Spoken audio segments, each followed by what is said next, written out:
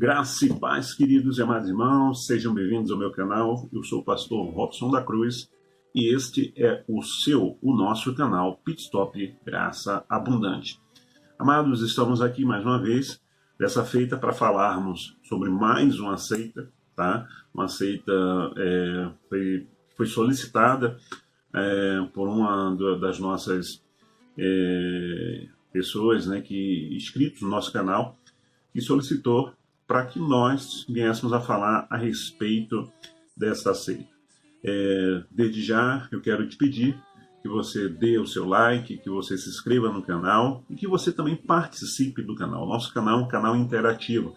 Estamos falando sobre uma série de mensagens a respeito de seitas, heresias e religiões. Já falamos sobre o espiritismo kardecista, já definimos o que é seita, falamos sobre a Igreja de Jesus Cristo dos Santos dos Últimos Dias, os Mormons, e hoje nós vamos estar falando sobre a maçonaria, ok, queridos? Então, em nome de Jesus, na descrição desse vídeo, ok, se você quer saber a respeito de alguma seita, se você tem algum amigo que participa de determinada seita, se você tem algum parente envolvido em uma determinada seita, se tem alguém de uma determinada seita lhe convidando a fazer parte ou visitar e você desconhece, né? Ou você até conhece, mas não sabe ressachar biblicamente essa seita, então na descrição desse vídeo coloque lá: pastor, eu preciso saber mais a respeito dessa seita, dessa religião, e eu vou estar preparando um vídeo para poder estar esclarecendo você e consequentemente a Igreja Evangélica Brasileira.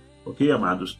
Então hoje vamos estar falando sobre maçonaria, ok? E eu quero começar esse vídeo lendo 2 Coríntios, capítulo 6, versículo 14, que diz assim: não vos prendais a um jugo desigual com os infiéis, porque que sociedade tem a justiça com a injustiça? E que comunhão tem a luz com as trevas?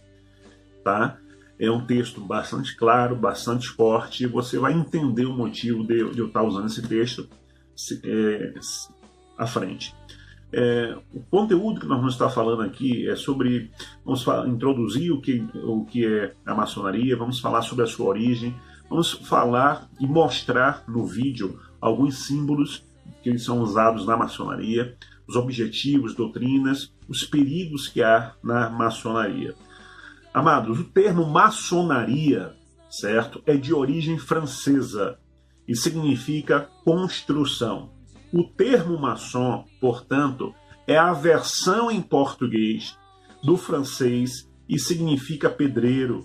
Maçonaria, por extensão, significa associação de pedreiros, né? Então, por que esse nome, né? Por que é que eles querem construir, entendeu?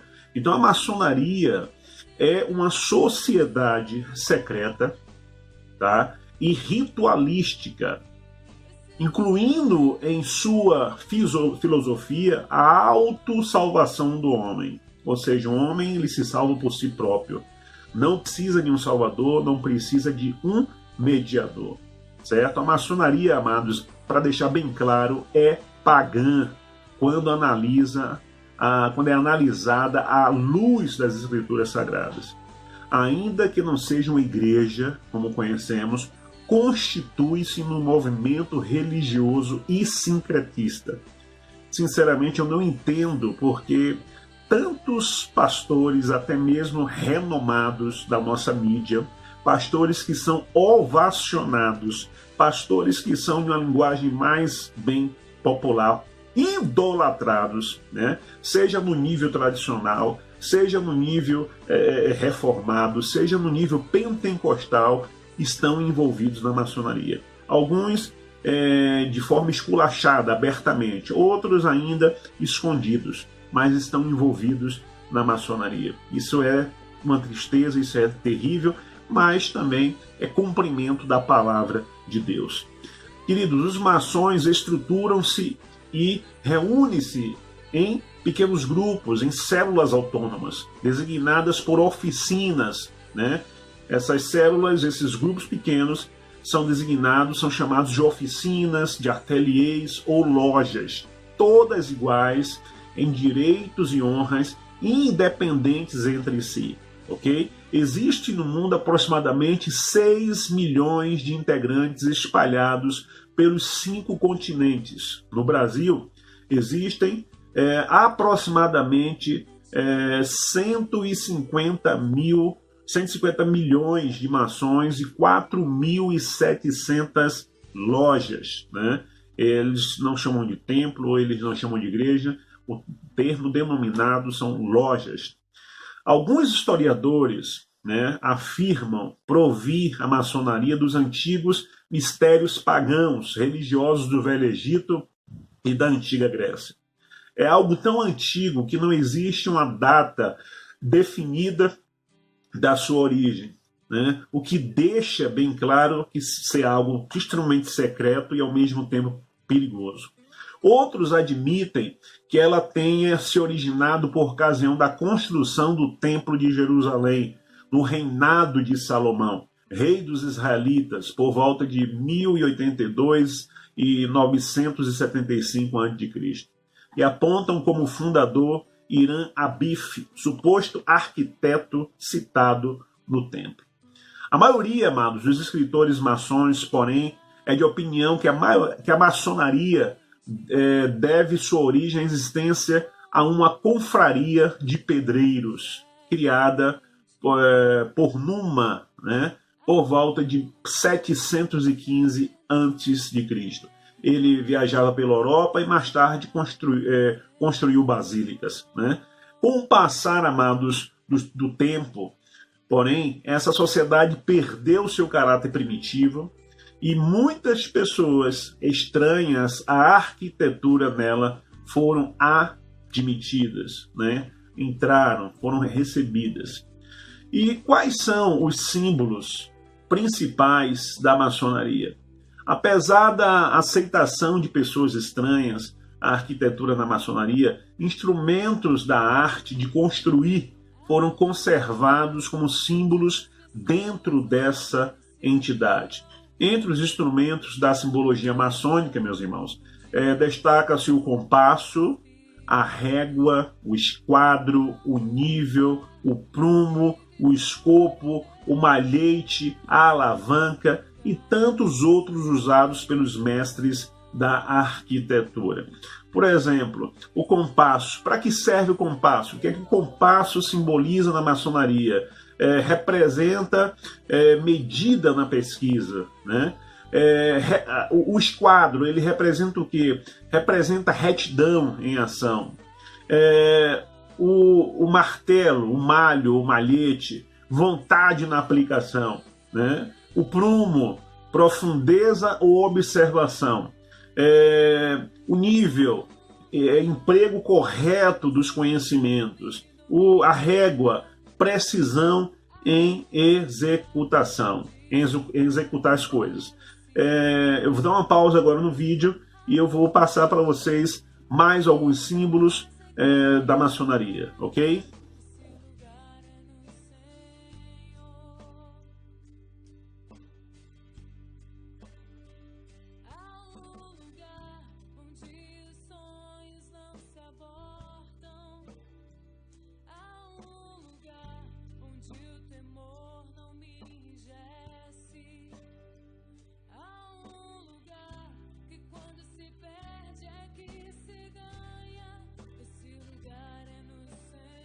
Então, amados, esses símbolos que foram passados aí são símbolos maçônicos e você vai encontrar esses símbolos seja abertamente, seja em mensagens subliminares. Há muitos vídeos no YouTube a respeito dos símbolos maçônicos que apareceram na abertura desta última Copa, bem como no seu encerramento e em outras ações mundiais. Então, precisamos estar atentos para que não venhamos a nem estar usando, nem deixando entrar esses símbolos em nossas casas. Quais são, queridos, a doutrina da maçonaria? Em 1720, George Painer, primeiro grão-mestre, né, compilou os regulamentos gerais baseados em antigos documentos, dando a ordem à forma de um governo maçônico.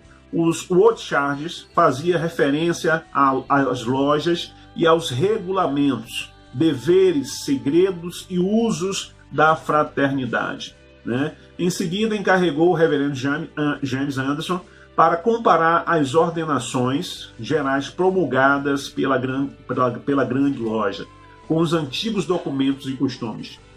Esses documentos e costumes são primitivos da confraria, dando sua expressão definitiva.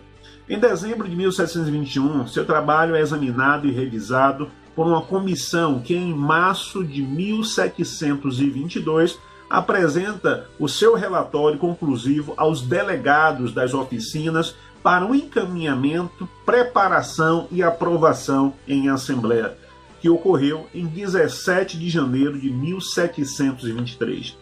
Estes documentos, conhecidos como Constituições de Anderson, representa a carta fundamental e a única base legal autêntica da maçonaria.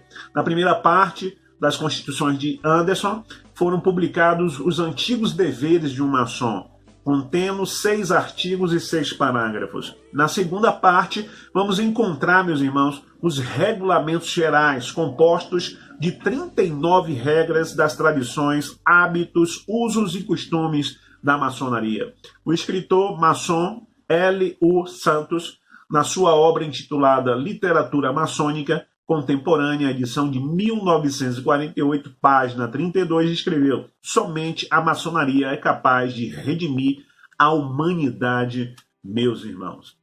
Não, amados, eles estão extremamente enganados. A capacidade de redimir a humanidade está em Jesus Cristo, que é o único Senhor. Louvado seja Deus.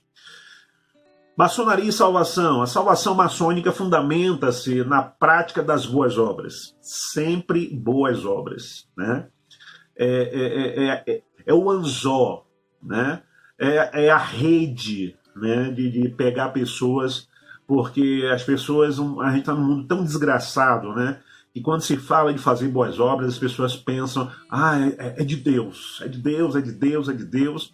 Então, também como espiritismo, também como o pessoal lá dos mormons, né? E como a 99% das seitas, as boas obras é um passo principal para eles obterem a salvação. Por isso a maçonaria estimula seus adeptos a progredir até atingirem um padrão moral tal que, ao morrerem, estejam em condições de habitar na glória. Amados, a salvação não está baseada em méritos de ninguém, né? Em méritos humanos, o sacrifício de um homem ou pagamento de valores monetários. Depois os irmãos podem estar lendo 1 Pedro, capítulo 1, versículos 18 e 19, e Efésios, capítulo 2, versos 8 e 9. A maçonaria, queridos, é uma instituição pagã, ok? Albert Pike, uma das maiores autoridades da maçonaria, em seu livro afirma que o início da maçonaria se deu nas religiões místicas da antiguidade, né? Ou seja, nas religiões que se envolvia com esoterismo, com misticismo, né? Com coisas ocultas, bem como a continuação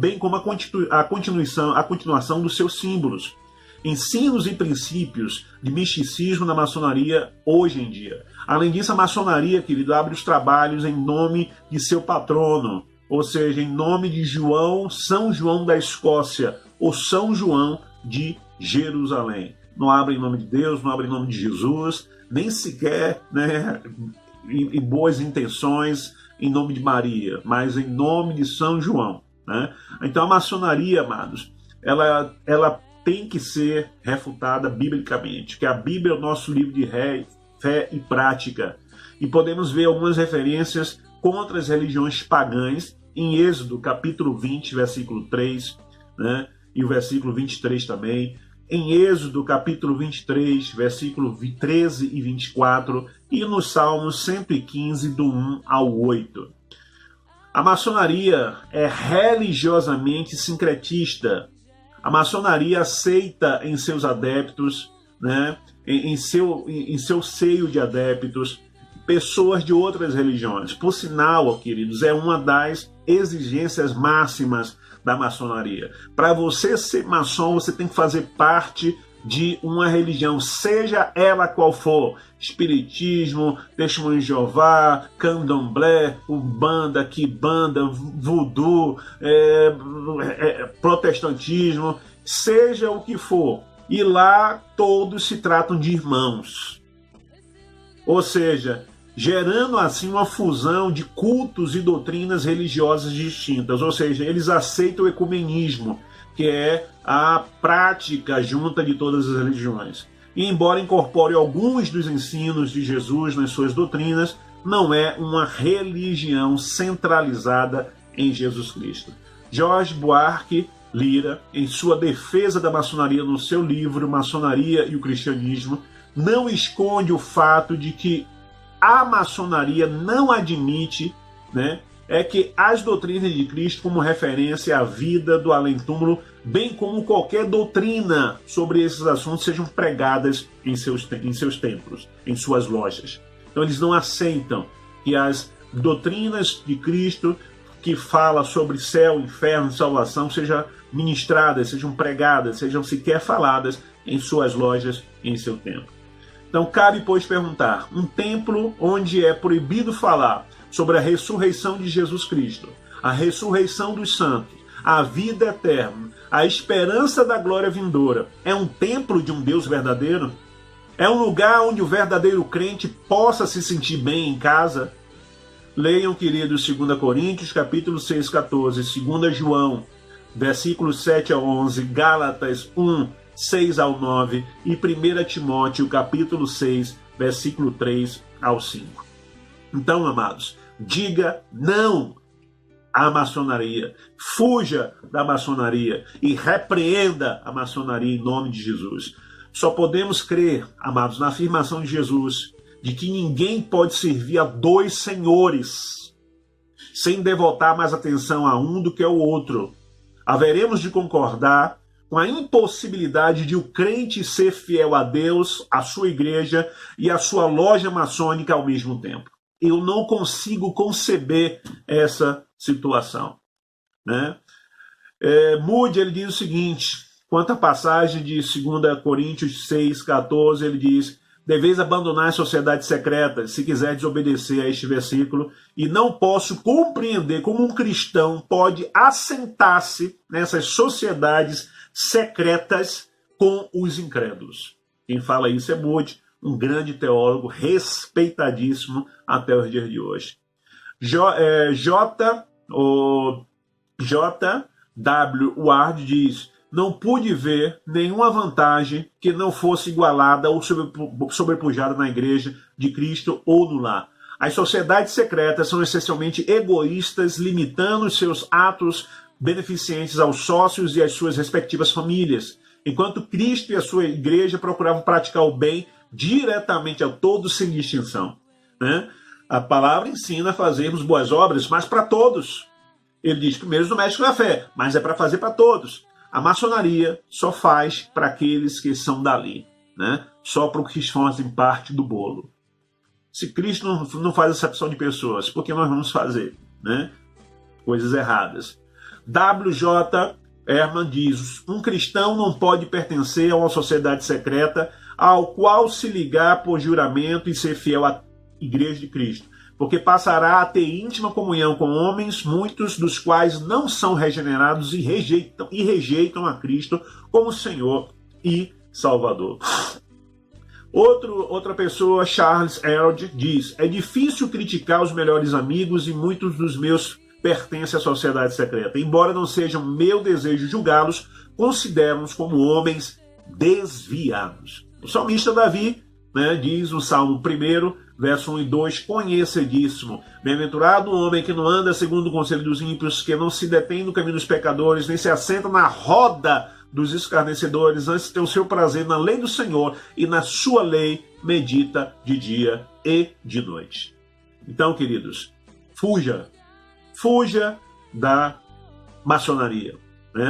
Além de ter nos seus escritos, que são notórios, já foi vazado isso há décadas, as ameaças que eles fazem, aos seus adeptos, caso saiam e caso revelem, né, os seus segredos. Alguém pode estar me ouvindo agora e está lá há um mês, 2 meses, 6 meses, 1 ano. Não tem nada disso, queridos. A maçonaria, ela trabalha com graus, certo? Eu tenho um livro de uma pessoa que chegou ao 33º grau, ao último grau da maçonaria, e saiu, aceitou Jesus e expôs toda a podridão, toda a porcaria, toda a malignidade, toda a ação maligna que há ali naquele lugar. Ele chegou ao último grau, ao último nível. Ou seja, quem está aí 2, 3, 5, 10 anos, não sabe, porque as coisas vão sendo passadas para essas pessoas a cada subida de grau, né?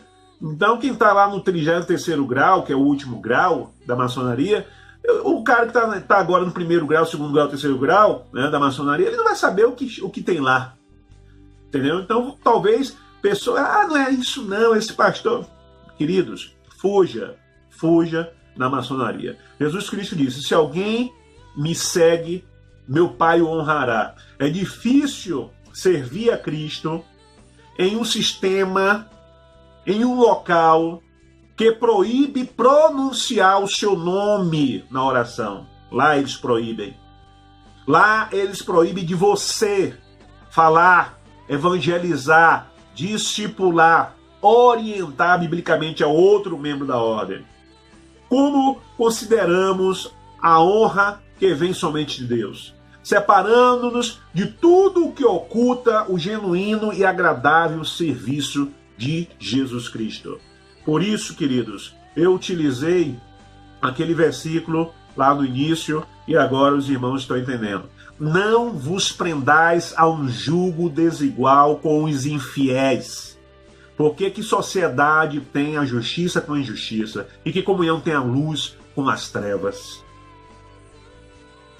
Né? Tem muita gente, eu sou maçom, fui convidado para ser maçom. Eles só convidam primeiro as pessoas que aparentemente têm dinheiro, né? Aparentemente têm condições financeiras. Aí eles convidam, né? Eles não convidam qualquer pastor, eles não convidam qualquer cidadão. Tem que ser um empresário, tem que ser um cara bem sucedido, tem que ter uma boa condição financeira na sociedade. Por isso eles convidam. O evangelho, a gente convida todo mundo. Seja daquele miserável, desgraçado lá da ponte, debaixo da ponte, e não tem onde morar, ao todo, né, poderoso terreno rico. O evangelho é para todos. A maçonaria é só para os bonzinhos, tá? Então guarda essa palavra no seu coração. Você que é maçom, em nome de Jesus, que o Espírito Santo de Deus abra os seus olhos. Não estou aqui para desmerecer a sua crença, mas estou aqui para mostrar a verdade em Cristo Jesus. Que o Senhor te abençoe e te guarde. Que o Senhor abra os seus olhos, que o Espírito Santo lhe convença, porque é Ele que convence o homem do pecado, da justiça e do juízo. Se você tem algum amigo, se você tem algum parente, e você percebe que essa pessoa ela tem uma sensibilidade para Deus, ela se preocupa com as coisas de Deus, passa esse vídeo para ela. Amém? E não esqueça de, na descrição desse vídeo, sugerir sobre qual religião, qual seita ou qual heresia você quer saber para o próximo vídeo. Shalom Donai, graça e paz. Eu sou o pastor Robson da Cruz, né? E esse é o seu canal Pit Stop Graça Abundante.